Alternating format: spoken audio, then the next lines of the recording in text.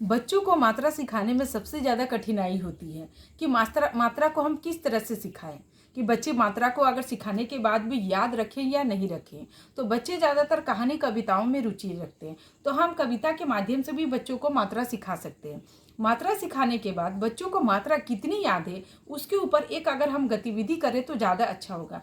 इससे पता चलेगा कि बच्चों को मात्रा लगाने आया है या नहीं आया है। तो चलिए देखते हैं इस गतिविधि के माध्यम से हम बच्चों को मात्रा कैसे सिखा सकते हैं।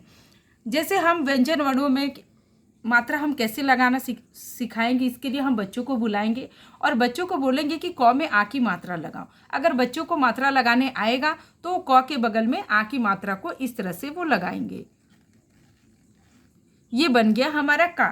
उसी प्रकार क में छोटी ई की मात्रा का हम प्रयोग कैसे करेंगे, किसी भी बच्चों को हम बुलाएंगे और उनसे बोलेंगे कि क में छोटी की मात्रा लगाओ। अगर बच्चे को याद होगा छोटी की मात्रा दाएं लगती है या बाएं, तो बच्चे उसका प्रयोग ठीक तरह से कर पाएंगे। उसी प्रकार है बड़ी ई की मात्रा। तो क में बड़ी ई की मात्रा हम कैसे लगाएंगे, तो क में बड़ी ई की मात्रा दाएं लगाना है या बाएं लगाना है, ये भी बच्चों को अच्छे से ज्ञात हो जाएगा और इस गतिविधि के द्वारा बच्चे अच्छे से मात्रा लगाना सीख जाएंगे। ये बन गया हमारा बड़ी की।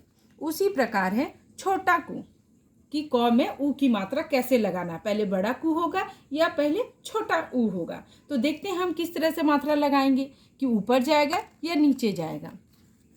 ये देखो क में ऊ की मात्रा, ये बन गया कु। उसी प्रकार क में हमको बड़ा ऊ की मात्रा लगाना है, तो अगर बच्चों को याद होगा तो जरूर लगाएंगे क में बड़ा ऊ की मात्रा ऊपर लगता है या नीचे लगता है। ये बन गया हमारा कु, यानी कु में बड़ा ऊ की मात्रा कु। उसी प्रकार ए की मात्रा का हम प्रयोग करेंगे। किसी भी बच्चों को हम बुला के बोल सकते हैं कि क में ए की मात्रा लगाओ, तो बच्चे उसको इस तरह से लगा सकते हैं। क में ए की मात्रा बन गया हमारा के। उसी प्रकार ए की मात्रा का हम प्रयोग कैसे करेंगे, क में ए की मात्रा का प्रयोग करेंगे और बच्चों को इसका अंतर भी उनको समझ में आ जाएगा कि ऊपर लगाना है या नीचे लगाना है।